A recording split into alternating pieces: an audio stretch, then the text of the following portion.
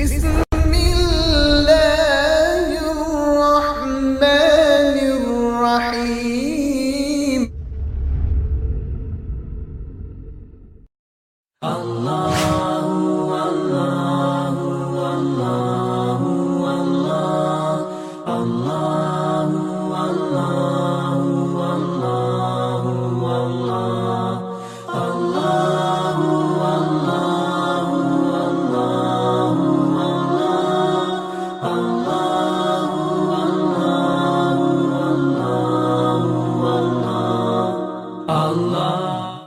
جمیع احباب مکرم، قابل قدر سامعین محترم،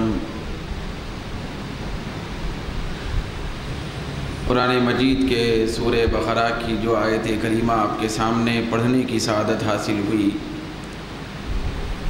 اس کا مفہومی سیدھا سا خلاصہ اور ترجمہ یہ ہے کہ اللہ تبارک و تعالی فرما رہا ہے کہ اے بندو، تم اللہ کے راستے میں ان لوگوں سے جہاد کرو جو تم سے جہاد کرتے ہیں، اور حد سے زیادہ آگے نہ بڑھو، بے شک اللہ تعالی حد سے زیادہ آگے بڑھنے والوں کو پسند نہیں فرماتا ہے۔ قرآن مجید کی آیت کریمہ بہت بڑی اہمیت کی حامل ہے موجودہ حالات کے تناظر میں۔ جو موجودہ حالات بالعموم پوری دنیا کے چل رہے ہیں، جس کے اندر ایک شور شرابہ اور شغف، پھر ناروا، بہت زیادہ گڑبڑ اور فساد اور خون ریزی کا ماحول ہے۔ پھر خون ریزی کے اس ماحول کے تناظر میں ایک نام نہاد حق عمل اور حق کام کا تصور پیش کیا جا رہا ہے، جس کے اندر کبھی تو معصوم بچوں کے گلوں کو کاٹا جا رہا ہے، کبھی بزرگوں کو ختم کیا جا رہا ہے، کہیں پر عورتوں پر ظلم و ستم کیا جا رہا ہے، کہیں وقت آنے پر اسلام کی عزت کے لیے اپنے بازوؤں کو کٹانے کا جذبہ رکھنے والے نوجوانوں کے بازوؤں کو کاٹا جا رہا ہے۔ پھر من کل الوجوہ ان سارے کاموں کو جہاد کا نام دیا جا رہا ہے۔ یہ جہاد ہے۔ تو اللہ تبارک و تعالی قرآن مجید کے ان کریمات میں جہاد کو جس مشروط انداز میں بیان فرمایا، وہ بہت زیادہ اہمیت کا حامل ہے۔ یہ بات اپنے ذہن میں رکھیں کہ جو آیت کریمہ ابھی آپ کے سامنے پڑھی گئی، یہ وہ آیت کریمہ ہے جو مدینے میں تشریف لے جانے کے بعد، یعنی مکے سے ہجرت کر کے مدینہ پہنچنے کے بعد جہاد کے سلسلے میں سب سے پہلی مرتبہ نازل ہوئی۔ جہاد کے تصور، پھر جہاد کے پیغام اور جہاد کے حکم کے تحت میں پہلی آیت جو قرآن میں نازل ہوئی وہ یہی آیت، کیونکہ اس آیت سے پہلے مکی زندگی تھی، مکے میں رہا کرتے تھے صحابہ اور سرکار۔ تو قبل ہجرت مکے میں جو تھے تو وہاں نہ جہاد کا حکم تھا، نہ لڑنے کا حکم تھا، نہ کسی کے آمادہ جہاد کرنے پر پھر آگے بڑھ کے اس کا مقابلہ کرنے کا حکم تھا۔ مکے کی زندگی میں حلم کا حکم تھا، تحمل کا حکم تھا، صبر کا حکم تھا، عفو اور درگزر کرنے کا حکم تھا، برداشت کرنے کا حکم تھا۔ کفار کی طرف سے جا بجا ہر قدم پر جب کانٹے بچھائے جاتے تو رد عمل میں کانٹے بچھانے کا حکم نہیں تھا، بلکہ پھول برسانے کا حکم تھا مکے کی زندگی میں۔ تو مکی زندگی جو 13 سال پر مشتمل ہے اعلان نبوت کے بعد، تو وہ پوری زندگی صرف عفو، درگزر، حلم، بردباری، برداشت، پھر ایک دوسرے کو معاف کرنے کے سلسلے میں پائی جاتی ہے۔ پھر مکے کی زندگی میں کبھی بھی کسی بھی زاویے سے کسی پہ حملہ کرنے یا کسی سے بدلہ لینے اور انتقام لینے کی بالکل کلیتاً اجازت نہیں تھی۔ ہر چند کے کفار بہت زیادہ ظلم ستم ڈھاتے رہتے تھے مکی زندگی میں۔ صحابہ اکرام میں سے کسی کو پکڑتے، کسی گلی سے گزرتے ہوئے ان کو پکڑ کر صحابہ اکرام کی ننگی پشت پر گرم گرم پتھر رکھے جاتے، کسی کو انگار پہ لٹایا جاتا، کسی کے راستے میں کانٹے بچھائے جاتے، کسی کو ذہنی اور فکری تکلیف دے کر ستایا جاتا۔ مطلب جب صحابہ اکرام کا قافلہ جماعت جا رہی ہو تو حرم کعبہ کے سامنے کچھ کفار اور مشرکین اور وہاں کے رؤساء قریش ظالم یہ بیٹھتے اور آنے جانے والے مومن صحابہ کو نازیبا کلمات کستے رہتے تھے، ستاتے رہتے، مذاق اڑاتے رہتے، اذیت پہنچاتے رہتے، پھر اذیت فکری اعتبار سے بھی پہنچاتے، ذہنی اعتبار سے پہنچاتے، قلبی اعتبار سے پہنچاتے، جسمانی اعتبار سے پہنچاتے، لیکن کسی بھی اذیت اور تکلیف کے رد عمل میں کچھ انتقام لینے یا اس کا بدلہ لینے کی اجازت مکی زندگی میں نہیں تھی۔ مکی پوری زندگی برداشت پر مشتمل تھی، عفو اور درگزر پر مشتمل تھی، ظلم سہنے پر مشتمل تھی، ستم اٹھانے پر مشتمل تھی، جفا کاروں کے جفا کے تحت میں زندگی گزارنے پر مشتمل تھی۔ لیکن جب سرکار پاک صلی اللہ علیہ وسلم کو حکم آیا کہ اب مکی زندگی سے رخصت ہو کر مدینے میں تشریف لے جائیں، باضابطہ مدینے کا ایک انتہائی اچھی اسلامی ریاست وجود میں لائی جائے، تب سرکار پاک صلی اللہ علیہ وسلم جب مدینہ تشریف لے گئے، مدینہ تشریف لے جانے کے بعد بھی سرکار دو عالم صلی اللہ علیہ وسلم مسلسل پہنچائے جانے والی اذیتوں کو برداشت کرتے رہے۔ لیکن اس کے بعد اللہ رب العزت نے یہ آیت کریمہ نازل فرمائی، پہلی آیت ہے جہاد کی، قرآن میں پہلی آیت نازل ہوتی ہے، وَقَاتِلُوا فِي سَبِيلِ اللَّهِ الَّذِينَ يُقَاتِلُونَكُمْ۔ ذرا انداز دیکھیے، 13 سال مکے میں ستائے گئے، پھر جا بجا مدینہ ہجرت کرنے کے بعد بھی کفار ہاتھ دھو کے پیچھے پڑے ہیں، تکلیف سے تکلیف دی جا رہی ہے، لیکن ایسے ماحول میں پروردگار عالم پہلی مرتبہ جب جہاد کا حکم دیتا ہے تو بڑا مشروط حکم ہے، ایک شرط پر حکم ہے، ایک مقید حکم ہے۔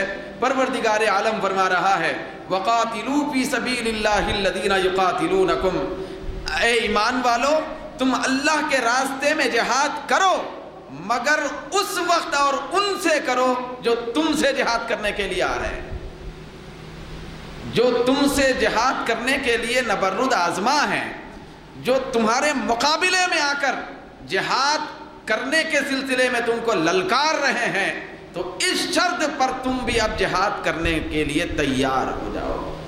تو جہاد کا پہلا حکم قرآن میں دیا جا رہا ہے۔ کئی سال تک مسلسل تکلیفوں، مشقتوں، مصیبتوں، اذیتوں میں رہنے کے بعد جب انتقامی کارروائی کے اعتبار سے رد عمل میں جب پہلا حکم دیا جا رہا ہے تو وہ مشروط انداز میں دیا جا رہا ہے کہ اس کے باوجود بھی تم اپنے طور پر آگے بڑھ کے اقدامی جہاد نہیں کر سکتے، تم پر لازم ہے کہ تم دفاعی جہاد کرو۔ اگر کفار و مشرکین اور ظالم تم پہ حملہ آور ہونا چاہتے ہیں تب تم کو حکم ہے کہ تم ان کے ساتھ جہاد کیا کرو۔ تو مشروط جہاد کا حکم آتا ہے پہلی مرتبہ، پھر اس کے اندر پابندی لگائی جا رہی ہے، ذرا دیکھیں، پابندی لگائی جا رہی ہے وَلَا تَعْتَدُوا۔ یاد رکھنا 13 سال مکے میں ستائے گئے، پھر یہاں پہ بھی ستائے جا رہے ہیں، اور انتہائی شدت پھر انتہائی سختی کے ساتھ کفار و مشرکین تمہارے ساتھ معاملہ کر رہے ہیں، لیکن مشروط انداز میں جہاد بھی اس طرح ہو، وہ جہاد کرنے کے لیے آئیں تو تم جہاد کرنا چاہیے۔ وَلَا تَعْتَدُوا، اس پہ پابندی یہ ہے جہاد کرنے میں بھی رد عمل میں جہاد کیا جانا ہے، دفاعی انداز میں جہاد کیا جا رہا ہے، ان کے دفاع میں جب تم جہاد کے لیے نکلو وَلَا تَعْتَدُوا، خبردار حد سے آگے مت بڑھو۔ جب دفاعی جہاد کے لیے بھی نکلنا ہے، کفار و مشرکون کو ختم کرنا ہے، سانپوں کو ختم کرنا ہے، بڑے بڑے اژدہوں کو ختم کرنا ہے۔ 13 سال تک مکے میں ڈستے رہے، پھر مدینہ آنے کے باوجود بھی وہ لوگ روز بروز ایک نئے مشن کے ساتھ مسلمانوں کو تکلیف دے رہے ہیں۔ تو تم پر اب لازم ہے کہ تم بھی جہاد کرو، مگر جہاد کے لیے وہ آئیں تو قتل کرنے کے لیے وہ آمادہ ہوں، تب جا کے جہاد کرو، مگر اس میں بھی تم حد سے زیادہ آگے نہ بڑھو۔ دفاعی طور پہ جہاد کرنے میں بھی حد سے زیادہ آگے مت بڑھو۔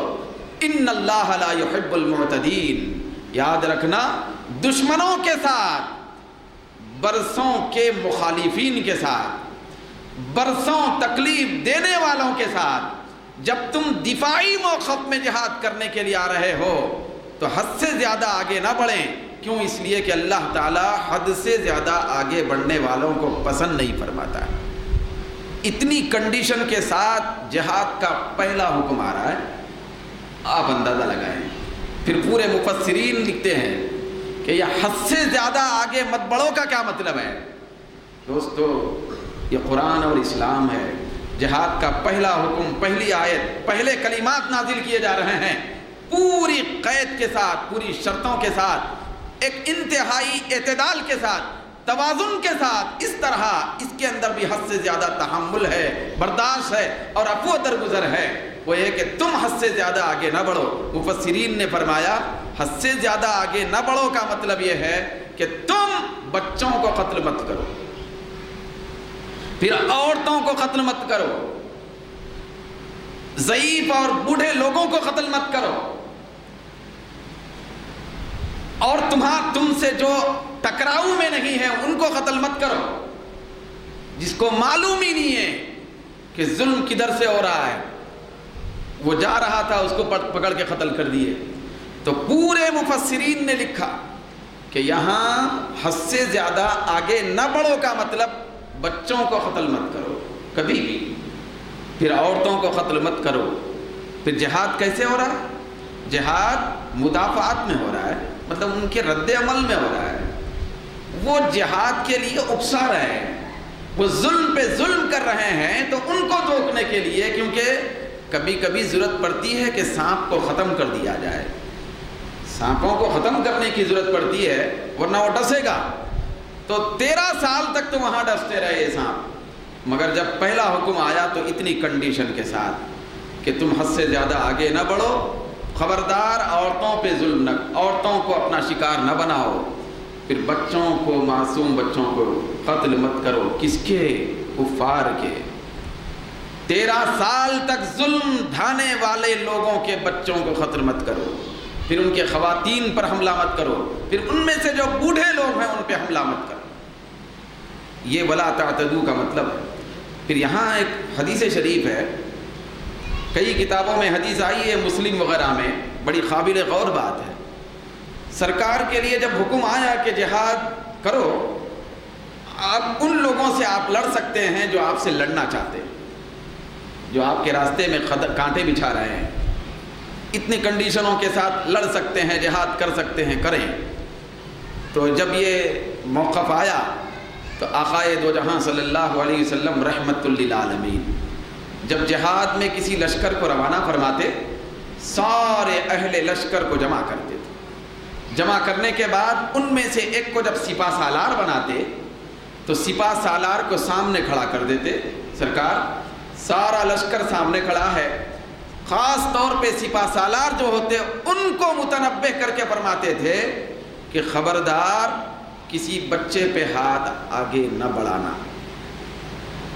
کسی عورت پر اپنا ہاتھ آگے نہ بڑھانا، کسی معذور اور مجبور آدمی کے لیے اپنا ہاتھ نہ بڑھانا، کسی بوڑھے آدمی پر حملہ نہ کرنا، صرف ان لوگوں پہ حملہ کرنا جو اسلام کو مٹانا چاہتے ہیں، جو کچھ کر سکتے ہیں اسلام کے مخالفت میں، جو نوجوان ہیں، جن کے خون میں مخالفت اسلام ہے، جو ازدہے ہیں، جو ظلم کرتے ہیں، جن کے اندر طاقت ہے، پھر اسلام کے راستے میں آ کر رکاوٹ بن رہے ہیں، ان لوگوں کو قتل کیا جائے، ان ان کے علاوہ نہ بچوں پہ حملہ کیا جائے، نہ عورتوں پہ حملہ کیا جائے، نہ بوڑھوں پہ حملہ کیا جائے، نہ بیماروں پہ حملہ کیا جائے، نہ کوئی غیر جانبدار لوگوں پہ حملہ کیا جائے۔ تو آپ دیکھیں یہ قرآن اور اسلام ہے۔ مطلب افسوس ہے کہ اسی جہاد کے نام پر بچوں کو قتل کیا جا رہا ہے، بھائی اسی جہاد کے نام پر عورتوں پر کو قتل کیا جا رہا ہے، نہ بوڑھوں کو دیکھا جا رہا، نہ بچوں کو دیکھا جا رہا، نہ خواتین کو دیکھا جا رہا، نہ سیدھے سادے لوگوں کو دیکھا جا رہا ہے، بس جہاد کے نام پر قتل و غارت گری کا ایک بازار ہے۔ پھر استغفر اللہ ثم استغفر اللہ، عجیب قسم کا جہاد ہے۔ جہاد کافروں سے نہیں مسلمانوں سے ہو رہا ہے۔ ان کے بچوں کو بھی قتل کرنے کا حکم نہیں ہے جو 13 سال تک صحابہ پر ظلم ڈھائے تھے، تو یہ مسلمانوں کے بچوں کو قتل کرنے کی اجازت کہاں سے ملی؟ یہ اسلام سے ذرہ برابر بھی اس کا کوئی تعلق نہیں ہے۔ جو آج جہاد ہے اس کا اسلام سے ذرہ برابر بھی کوئی دور کا تعلق بھی نہیں ہے۔ بھئی اسلام جہاد کی بات بھی کرتا ہے تو اتنے قیدوں کے ساتھ کرتا ہے، پھر اتنی شرطوں کے ساتھ کرتا ہے کہ اس اعتبار سے اسلام پورے نظام کے ساتھ ساری دنیا میں پھیل جائے۔ تو دوستو یہ جہاد کا تصور اسلام نے دیا، کب دیا؟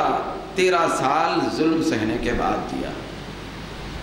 تو اس کے باوجود بھی بچوں کو، بوڑھوں کو، عورتوں کو قتل کرنے اور ختم کرنے کی کوئی بالکل اجازت نہیں دی گئی۔ اب یہ جو آیت کریمہ نازل ہوئی، یہ آیت کریمہ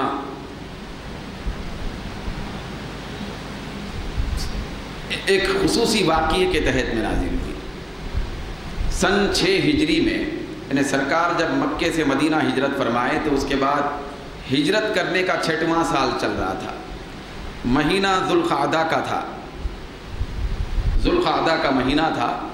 سرکار دو عالم صلی اللہ علیہ وسلم اور صحابہ کے قلوب میں، دلوں میں خواہش پیدا ہو گئی، بھئی ایک تمنا جنم لی کہ مکہ جا کر کعبۃ اللہ شریف کی زیارت کر کے آئیں گے، کیونکہ 6 سال گزرنے کو آ رہے مکے کا دیدار نہیں، کعبے کا دیدار نہیں ہوا۔ تو عمرے کی غرض سے صحابہ اکرام مدینے سے مکے کی طرف رواں دواں ہوئے۔ تو مکے کے قریب میں ایک مقام تھا، اس کا نام حدیبیہ تھا۔ یہ حدیبیہ مکے سے بالکل قریب پڑتا تھا۔ یہ حدیبیہ مقام بہت بڑا جھاڑوں کا مرکز تھا، جھاڑ بہت زیادہ تھے، پھر وہاں پانی کی کثرت بھی تھی، بعض اعتبارات سے پانی کی کثرت بھی تھی، تو جھاڑی بہت زیادہ پائی جاتی تھی۔ وہاں سرکار دو عالم صلی اللہ علیہ وسلم 1400 صحابہ کے ساتھ تشریف لے گئے۔ تو مکے میں ابھی داخلہ نہیں ہوا تھا، وہاں قیام کر کے سرکار دو عالم صلی اللہ علیہ وسلم نے کافروں سے کہلا بھیجا کہ ہم کعبے کو آ رہے ہیں، مکہ آ کر صرف عمرہ کر کے واپس ہونا چاہتے ہیں۔ وہ حضرت عثمان غنی رضی اللہ تعالیٰ عنہ سرکار کے نمائندہ بن کر تشریف لے گئے تھے۔ حضور وہ حدیبیہ کے مقام پر تقریباً 1 مہینے تک رکے رہے تھے، 1 مہینے تک وہیں قیام ہوا۔ کیوں؟ اس لیے کہ بات بہت بڑھ گئی تھی، بات بڑھتے بڑھتے صلح تک بھی آ گئی۔ پھر وہاں پہ صلح ہوئی، صلح اس انداز میں ہوئی کہ اس سال مسلمان جو احرام بن کے نکلے ہیں وہ مکے میں داخل نہیں ہو سکتے، کعبے کا طواف نہیں کر سکتے، عمرہ نہیں کر سکتے، آئندہ سال اجازت ہوگی۔ کفار نے یہ شرط رکھی، تو سرکار دو عالم صلی اللہ علیہ وسلم نے اس شرط کو منظور فرما لیا۔ منظور کرنے کے بعد پھر واپس ہو گئے مدینہ۔ جب دوسرا سال آیا تو اب چونکہ وعدے کے مطابق، صلح کے مطابق دوسرے سال مکہ جانا ہے صحابہ، پھر عمرہ کرنے کی غرض سے، تو صحابہ کرام کے دل میں ایک خیال پیدا ہوا کہ اس مرتبہ بھی جب ہم عمرہ جائیں گے، مکے کو کعبے کی زیارت کے لیے جائیں گے، ہو سکتا ہے کہ عین عمرے کے درمیان، طواف کے درمیان مکے کی سرزمین پر، حرم شریف کے اندر، حدود حرم میں یہ کفار و مشرکین، ان کے وعدے کا، وفا کا کوئی معنی ہی نہیں ہے، تو یہ لوگ ہم پر حملہ آور ہوں گے، خدا نہ خواستہ حملہ آور ہوئے اور جہاد کر لیے، قتال کر لیے وہ لوگ، تو پھر ان کے رد عمل میں ہم بھی کچھ کرنا پڑے گا۔ تو پہلے سے احکامات ہیں کہ حرم کی سرزمین میں لڑنا، مارنا، ختم کرنا، خون کرنا حرام ہے، حرام ہے حدود حرم میں، یہ پابندی ہے۔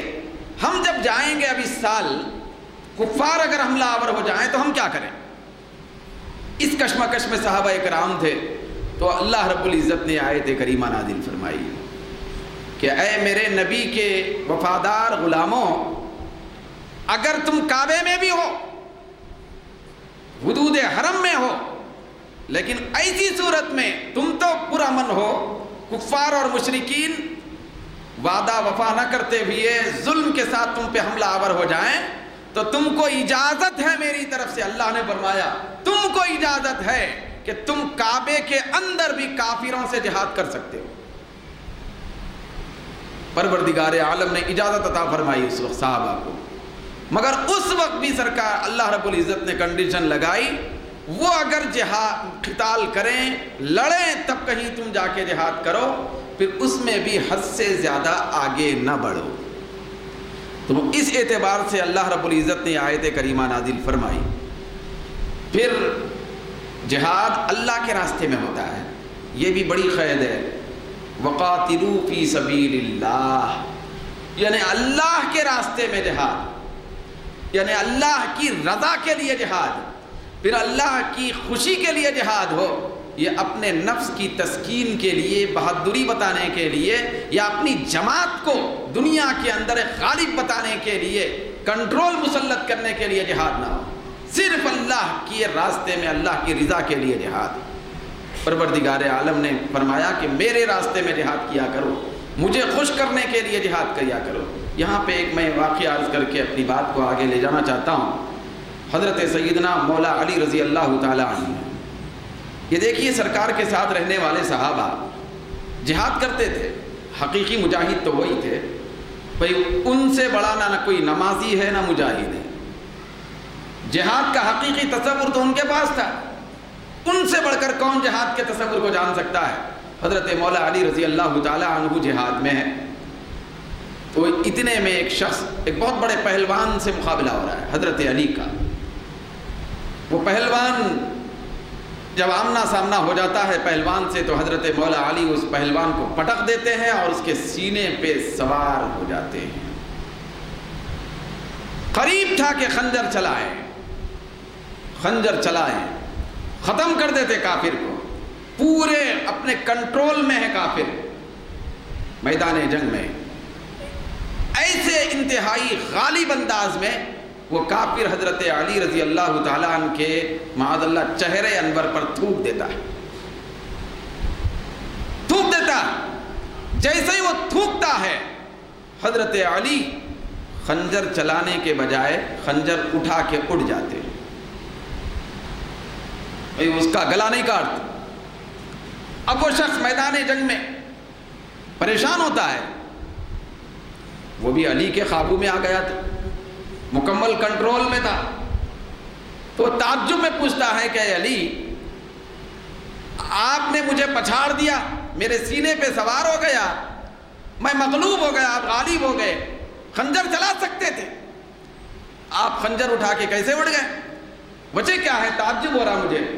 حضرت علی نے فرمایا کہ اے شخص، یاد رکھنا، میں جب گھر سے نکلا تھا تو صرف اللہ کی رضا کے لیے، خنجر خریدا اللہ کی رضا کے لیے، میدان جہاد میں پہنچا اللہ کی رضا کے لیے، تجھ سے لڑنے لگا اللہ کی رضا کے لیے، تجھ کو پچھاڑا اللہ کی رضا کے لیے، تیرے سینے پہ سوار ہو گیا اللہ کی رضا کے لیے، تیرا گلا کاٹنا چاہتا تھا اللہ کی رضا کے لیے، لیکن جب تو نے میرے چہرے پہ تھوکا تو اس کے ساتھ میرا غصہ شامل ہو گیا۔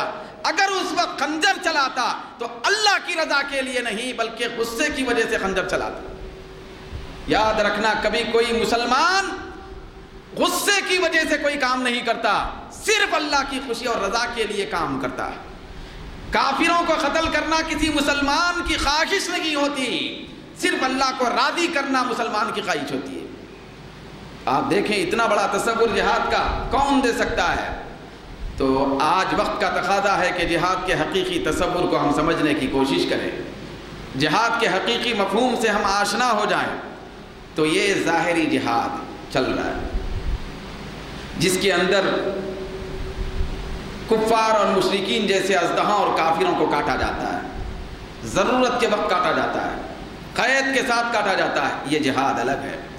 تو ایک جہاد دوسروں کے ساتھ ہے، دوسرا جہاد خود اپنے ساتھ،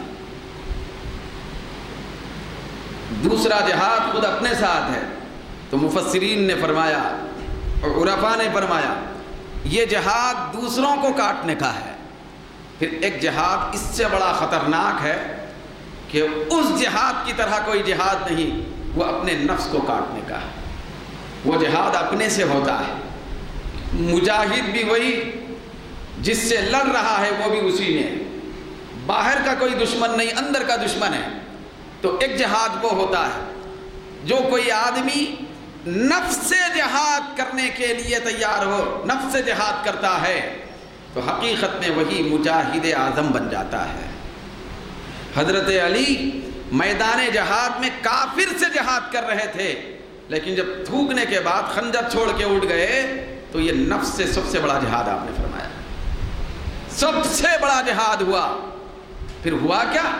جب حضرت علی نے نفس سے جہاد کر لیا، کافر کو چھوڑ دیا غصہ شامل ہونے کی وجہ سے اللہ کی رضا کے لیے، تو اس کے دل میں بھی انقلاب آ گیا۔ اس نے جب یہ کیفیت دیکھی تو فوراً وہ رستم زمانہ، وہ پہلوان حضرت علی کے سامنے ہی کلمہ پڑھ کے مسلمان ہو گئے۔ تو کلمہ پڑھ کے کفار اور مشرکین مسلمان ہوتے تھے، وہ مسلمان تلوار دیکھ کر نہیں ہوتے تھے، مسلمانوں کے اخلاق دیکھ کر مسلمان ہوتے تھے، کردار دیکھ کر مسلمان ہوتے تھے۔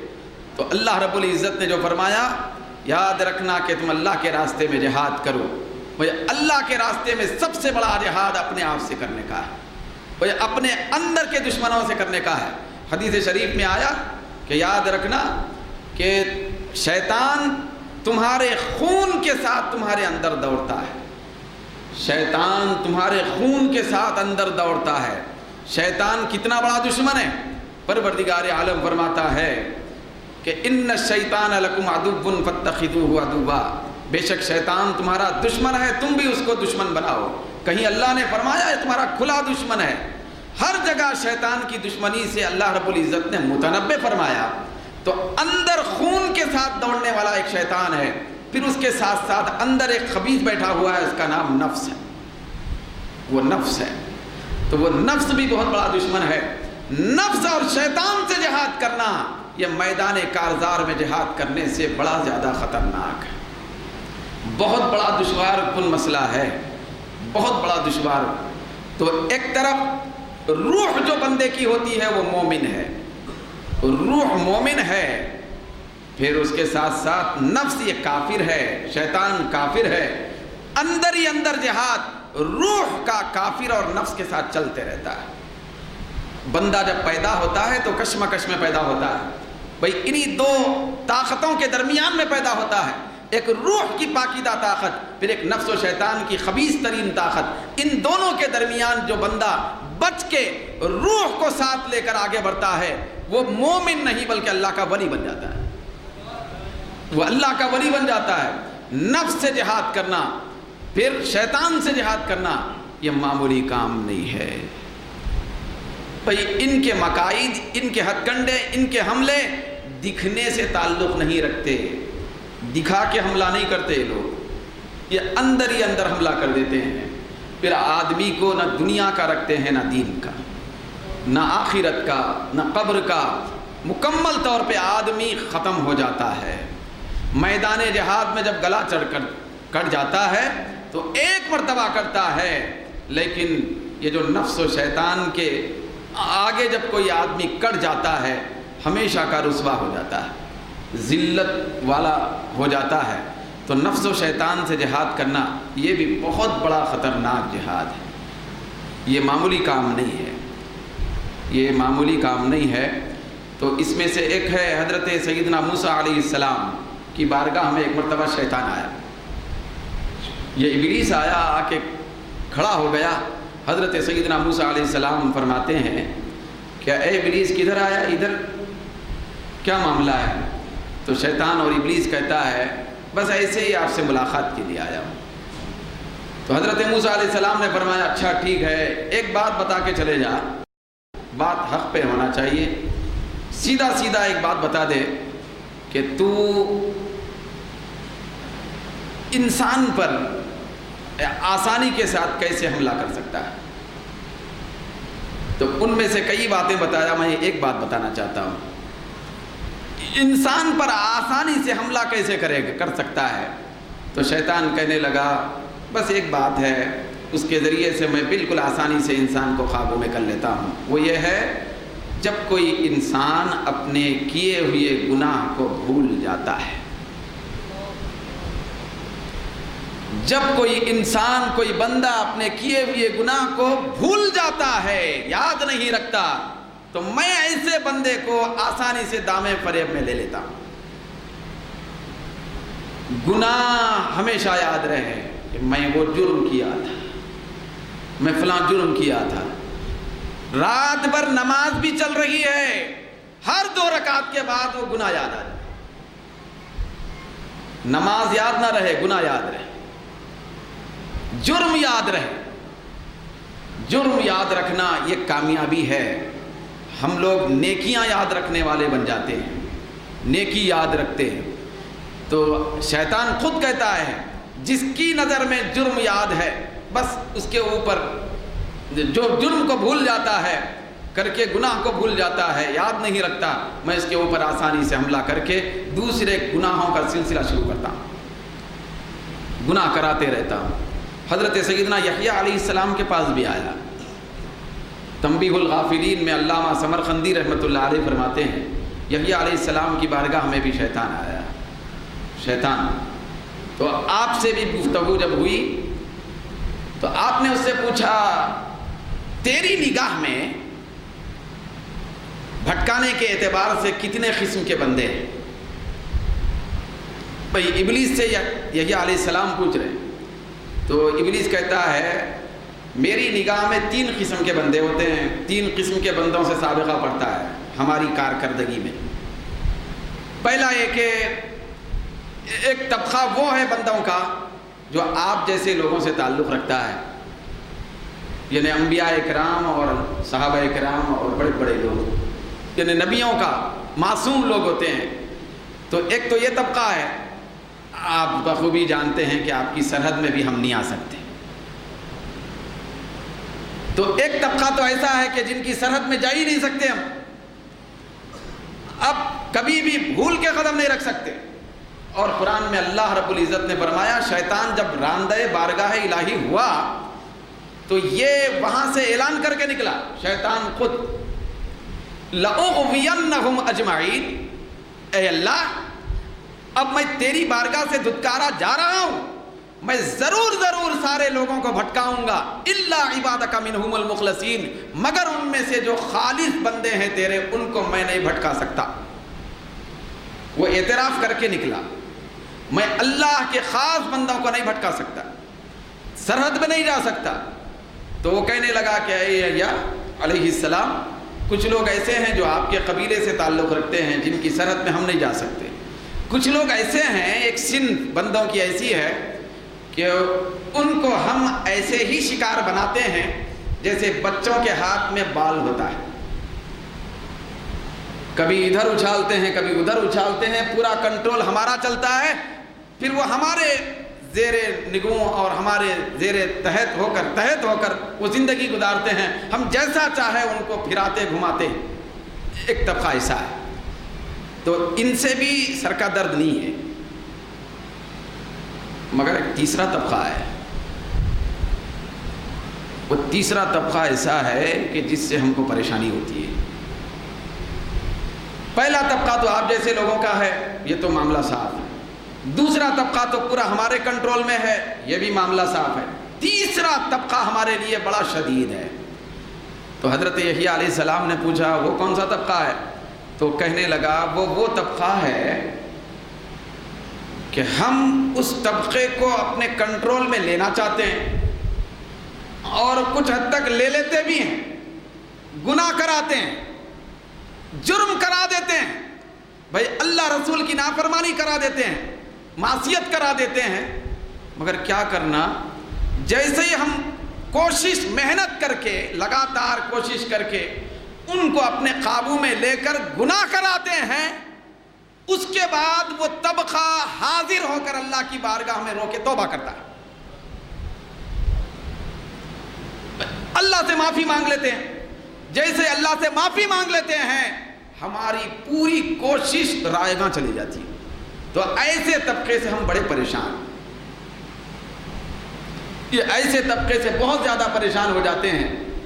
تو برملا شیطان یحییٰ علیہ السلام سے کہہ رہا ہے دوستو وہی حال ہمارا ہے، تو ہم شیطان کو پریشان کرنے کی کوشش کریں، جدھر ہم سے گناہ ہو فوری اس کے بعد اللہ کی بارگاہ میں حاضر ہو کر استغفار اور توبہ کریں تو شیطان کے پورے کیے ہوئے محنت پر مشقت پر پانی پھر جاتا ہے۔ تو یہ 3 قسم کے لوگ ہوتے ہیں۔ تو شیطان سے بچنا بہت مشکل ہے، شیطان بہت عجیب طریقے سے بندے کو بھٹکاتا ہے۔ حضرت موسیٰ علیہ السلام نے دیکھا کہ ایک مرتبہ شیطان ہے، اس کے سر پر ہر قسم کے رنگ کی ٹوپی ہے، ایک متلون ٹوپی پہن کے آیا ہوا ہے، ہر قسم کا رنگ ہے۔ حضرت موسیٰ علیہ السلام نے فرمایا بدبخت یہ ٹوپی اس طرح کیوں پہنا ہوا، ہر قسم کی ٹوپی ہے۔ تو شیطان کہنے لگا ہر قسم کے بندے کو پنانے کے لیے میں ہر قسم کے بندے کو پہناتا ہوں، پھر اس کو اپنے فریب میں لے لیتا ہوں، تو میں لوگوں کو بھٹکانے کے لیے ہر قسم کی ٹوپی پہنا ہوا ہوں، یہ شیطان کہتا ہے۔ تو اس کے پاس ہر قسم کا حربہ ہے۔ تو ایسے دشمن سے جہاد کرنا یہ معمولی بات نہیں ہے، معمولی بات نہیں ہے۔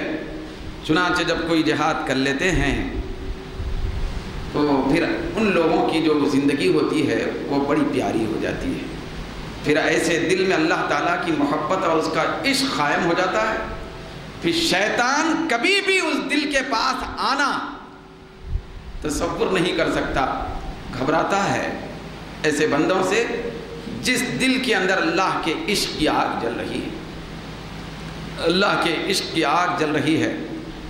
ایک مرتبہ سرکار غریب نواز فرما رہے ہیں، حضرت رابعہ بصری رحمۃ اللہ تعالی علیہ بہت بڑی ولیہ حضرت رابعہ، تو ایک مرتبہ کیونکہ ان کے دل کے اندر اللہ کے عشق کی آگ جل رہی تھی، چراغ جل رہا تھا، ایک مرتبہ رات میں آپ کے عشق کی آگ بہت زیادہ بھڑکنے لگی، پکارتے ہوئے باہر آئی گھر کے باہر، الحریق الحریق، لوگوں آگ آگ آگ آگ، ادھر ادھر گھوم رہی ہیں محلے میں، آگ آگ آگ آگ۔ حضرت رابعہ بصریہ، لوگ گھروں سے باہر آ گئے، رات کے سناٹے میں آگ ہو گئی، ہر آدمی ادھر ادھر دیکھنے لگا کہ آگ کہاں جل رہی ہے تاکہ پانی سے بجھایا جائے۔ تو اس میں سے ایک اہل دل بھی تھا، ایک دل والا بھی تھا، راز والا بھی تھا، وہ سارے لوگوں کی کشمکش کو دیکھا کہ پانی تلاش کر کے ادھر ادھر گھوم رہے ہیں کہ آگ کہاں ہے بجھائی جائے، وہ سب لوگوں سے کہنے لگا کہ کتنے بیوقوف ہیں تم لوگ، کتنے بیوقوف ہیں، ارے نادانو، یہ حضرت رابعہ چولہے میں جلنے والی آگ کی بات کر رہی، یہ چولہے میں جلنے والی آگ کی بات نہیں، تنور میں ہونے والی آگ کی بات نہیں، نادانو سمجھنے کی کوشش کرو، یہ ان کے دل کے اندر اللہ کے عشق اور محبت کی جو آگ ہے اس آگ کی بات کر رہی ہے، اس آگ کی بات کر رہی ہیں۔ یاد رکھنا یہ جو عشق کی آگ ہے، خدا کی محبت کی آگ ہے، پھر اللہ کی الفت کی آگ ہے، اس کو تمہارے جیسے دنیا کے سمندروں کا پانی بھی نہیں بجھا سکتا، اس کو صرف وصال یار بجھا سکتا ہے، جو اللہ کی ملاقات بجھا سکتی ہے، جب اللہ کا دیدار ہوگا تبھی یہ پیاس بجھے گی۔ یہ وسعت کی بات کر رہے ہیں۔ تو جب دل کے اندر اس طرح محبت اور عشق کی تپش اور آگ جل جاتی ہے، شمع روشن ہو جاتی ہے، تو ایسے دل والوں کے دور دور کی سرحد میں بھی شیطان داخل نہیں ہو سکتا، شیطان داخل نہیں ہو سکتا۔ حضرت بایزید بستامی رحمۃ اللہ علیہ ایک مرتبہ مناجات میں ہیں، دعا میں ہیں، اللہ کی بارگاہ میں دعا کر رہے ہیں، تو آپ کی زبان سے نکلتا ہے کیف السلوک الیک، مولا تیری بارگاہ تک پہنچنے کا کیسا طریقہ ہے، کیسے پہنچوں، تیری بارگاہ تک کیسے پہنچوں؟ آواز آئی ہے، یا ابا زید، یا ابا یزید طلق نفسک ثلاثا، میری بارگاہ تک پہنچنا چاہتا ہے، میری قربت تک پہنچنا چاہتا ہے، تو تو اپنے آپ کو 3 طلاق دے لے، تو اپنے آپ کو 3 طلاق دے لے، بھائی اپنے نفس کو مطلقہ بنا دے، نفس کو طلاق دے لے، نفس سے دوستی ختم کر دے، نفس کو مکمل طور پہ پامال کر دے۔ تو وَقُلْ هُوَ اللَّهُ، اور یہ کہہ، نفس کو پہلے مار کے کہے اللہ وہ ہے، اس وقت تم اس تک پہنچ جائے گا۔ نفس کو باقی رکھ کے میرے تک پہنچنے کی کوشش کرنا، یہ صرف محنت ہے، یہ سلوک نہیں ہے، یہ پہنچ نہیں ہے، یہ میری بارگاہ تک آنے کا راستہ اور منزل نہیں ہے۔ تو یہ مختلف زاویوں میں بزرگان دین نے اس کو بیان فرمایا، جس کو ہم جہاد نفس کہتے ہیں۔ تو لہذا نفس سے اور شیطان سے جہاد کرنا یہ سب سے بڑا جہاد ہے، تو اس کے اوپر ہم کو دھیان دینا چاہیے۔ یہ جہاد میدان میں نہیں، یہ جہاد گھر کی کوٹری میں، مسجد میں، راستے میں، دکان میں، مکان میں، نوکری میں، ملازمت میں، ہر جگہ یہ جہاد چلتے رہتا ہے۔ تو لہذا جہاد کرنے کا ایک بہت بڑا سنہرا موسم آ رہا ہے۔ وہ موسم اتنا پیارا ہے کہ بندہ نفس سے جہاد کر کے بھوک اور روزے کے ذریعے سے نفس کو اتنا مغلوب کر لیتا ہے کہ پھر اس کا دشمن ختم ہو جاتا ہے۔ جبکہ اخلاص کے ساتھ وہ جہاد ہو، پوری شدت کے ساتھ جہاد ہو، تو انشاءاللہ تبارک و تعالیٰ شاید اگلا 1 جمعہ ہے رمضان سے پہلے، ایک ہی جمعہ ہے، تو 1 جمعہ ہے، آئندہ جمعہ خصوصی طور پر ماہ رمضان المبارک کے استقبال کے اعتبار سے منعقد ہوگا یہ مجلس۔ تو ماہ رمضان یہ بندے کو مجاہد نفس بنانے والا مہینہ ہے، تو اس کی تیاری اور کوشش کے سلسلے میں آئندہ گفتگو ہوگی۔ پروردگار عالم ہم سب کو حقیقی طور پر اپنی بارگاہ میں بہت زیادہ محبت اور الفت رکھنے والا بنائے، اور دنیا میں ہم سب کو حقیقی مجاہد بنائے۔ وما علینا الا البلاغ۔